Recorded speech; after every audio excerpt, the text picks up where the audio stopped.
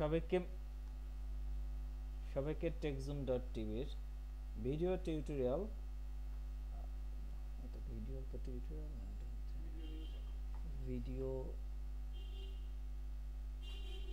Video কি video news না, video video একটা ভিডিও ভিডিও পার্টে কিসে আমরা স্বাগত জানাচ্ছি? ভিডিও নিউজ, আচ্ছা ভিডিও রিভিউ না, ভিডিও, আচ্ছা ভিডিও ভিডিও পার্টে ভিডিও না, আমাদের একটা ব্যানার আছে না, যে আপনাদের সবাইকে স্বাগত জানাচ্ছি আমাদের টেকজুম.টিভির ভিডিও নিউজে। সবাইকে স্বাগত জানাচ্ছি টেকজুম.টিভির ভিডিও নিউজে। আজকে আমরা দেখব টেকজুমের 10 জুন কি কি নিউজ পাবলিশ হয়েছে। চলুন আমরা এক এক করে দেখতে থাকি। আমরা দেখতে পাচ্ছি এখানে ফেসবুকে আর নয় হ্যাকার নজরদারি, আরও কিছু শিরোনাম দেখে নিই, তারপর আমরা নিউজের ভিতরে কি আছে সেটা আমরা বিস্তারিত দেখে নিব। এখানে আমরা দেখতে পাচ্ছি ইন্টারনেট আমাদের ষষ্ঠ মৌলিক চাহিদা, বলেছেন পলক। আমরা এতদিন জানতাম আমাদের মৌলিক চাহিদা হচ্ছে 5টি: অন্ন, বস্ত্র, বাসস্থান, শিক্ষা, চিকিৎসা। এখন নতুনভাবে শুরু হলো হয়তোবা ইন্টারনেট আমাদের মৌলিক চাহিদার ষষ্ঠ। এটা বাংলাদেশ সংবিধানে আছে কিনা আমরা জানি না, এখনো এটা দেওয়া হয়েছে কিনা। যাই হোক, আমরা বিস্তারিত আমরা দেখে নিব আসলে কি কোন পরিপ্রেক্ষিতে তিনি এই কথা বলেছেন। নিচে আমরা দেখতে পাচ্ছি ডিজিটাল অপরাধ দমনে নতুন আইন প্রণয়ন করা হবে, আমাদের জন্য ভালো খবর। নিচে আরো অনেক নিউজ দেখতে পাচ্ছি আমরা। নিরাপত্তা সুবিধা আরো বাড়িয়েছে গুগল।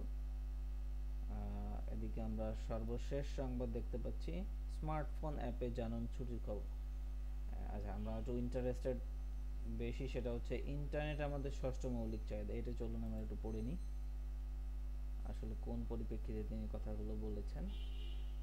হচ্ছে মানুষের মৌলিক চাহিদা 5টি, যা আমরা সবাই জানি। এবার ষষ্ঠ মৌলিক চাহিদা হিসেবে ইন্টারনেটকে উল্লেখ করেছেন ডাক ও টেলিযোগাযোগ ও তথ্য প্রযুক্তি মন্ত্রণালয়ের প্রতিমন্ত্রী জুনায়েদ আহমেদ পলক মঙ্গলবার রাজধানী বিশ্ব সাহিত্য কেন্দ্রে মিলনায়তনে online news portal campus two career24.com এর উদ্বোধন অনুষ্ঠানে তিনি এসব কথা বলেন।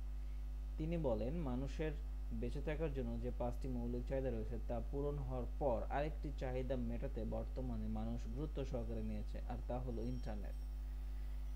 আইসিটি মন্ত্রী জানান, সরকার আইসিটি ইকোসিস্টেমকে অগ্রাধিকার দিয়ে 3টি বিষয়কে প্রাধান্য দিয়েছে। এগুলো হলো সবাইকে ইনফরমেশন কানেক্টিভিটি অন্তর্ভুক্ত করা, হিউম্যান রিসোর্স ডেভেলপমেন্ট এবং ডিজিটাল শিক্ষা বাস্তবায়ন করতে ইন্ডাস্ট্রি প্রমোশন চালু করা। এই অনুষ্ঠানে আর উপস্থিত ছিলেন, আচ্ছা তাহলে আমাদের ইন্টারনেট আমাদের এখন খুবই গুরুত্বপূর্ণ একটা বিষয়, যেটা না হলে আমরা আসলে চলতে পারি না। সেই পরিপ্রেক্ষিতে তিনি বলছেন এটা আসলে মানুষের মৌলিক চাহিদা হিসেবে পরিণত হয়েছে। এরপর আমরা দেখতে পাচ্ছি হচ্ছে ফেসবুকে আর নয় হ্যাকার নজরদারি। ফেসবুকে আর হ্যাকাররা নজরদারি করতে পারবে না, মনে হয় এ ধরনের কিছু একটা নিউজ। চলুন আমরা একটু দেখে নিই আসলে ভিতরে বিস্তারিত কি আছে। এখন থেকে আপনি না চাইলে হ্যাকার তো দূরের কথা, সরকারও পারবে না আপনার উপর নজরদারি চালাতে। বাহ, ভালো কথা তো। ভাবছেন কিসের কথা বলছি? আপনার নিত্যদিনের সঙ্গী ফেসবুকের কথা। কারণ আরও একান্ত হচ্ছে আপনার প্রিয় ফেসবুক। ফেসবুকের এই নয়া গোপন ব্যবস্থার নাম দেওয়া হয়েছে পিজিপি প্রসেস বা প্রিটি গুড প্রাইভেসি। আগামী কয়েকদিনের মধ্যে আত্মপ্রকাশ করতে চলা এই ব্যবস্থা চালু হলে আপনি যাকে চাইবেন কেবল সেই দেখতে পারবে আপনার পাঠানো মেসেজ। ভালো খবর। এনক্রিপ্ট ব্যবস্থার মাধ্যমে নামের ঠিকানা কেবল বদলে দিতে হবে। এই ব্যবস্থার মাধ্যমে কেবল মেসেজই নয়, ছবি, নাম হ্যাক করে রাখা যাবে স্ট্যাটাসেও।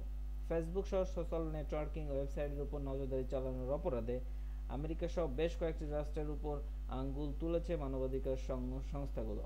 এমনকি বিভিন্ন দেশের বেশ কয়েকটি ওয়েবসাইটের উপর নজরদারি চালানোর দায়ে বন্ধ করে দেওয়া হয়েছে সরকারি সংস্থাকে। আমরা একটু জানতে পারলাম যে ফেসবুক আরও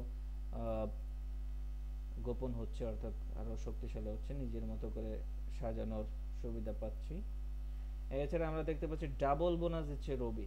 এবার আপনার কি মোবাইলে রবি সিমে আছে, তাহলে আপনি আরো ডাবল বোনাস সুবিধা পাচ্ছেন। আমার তো ডাবল বোনাস সুবিধার কোনো সুবিধা নাই, সুযোগ নাই, হচ্ছে আমি রবি ইউজ করি না।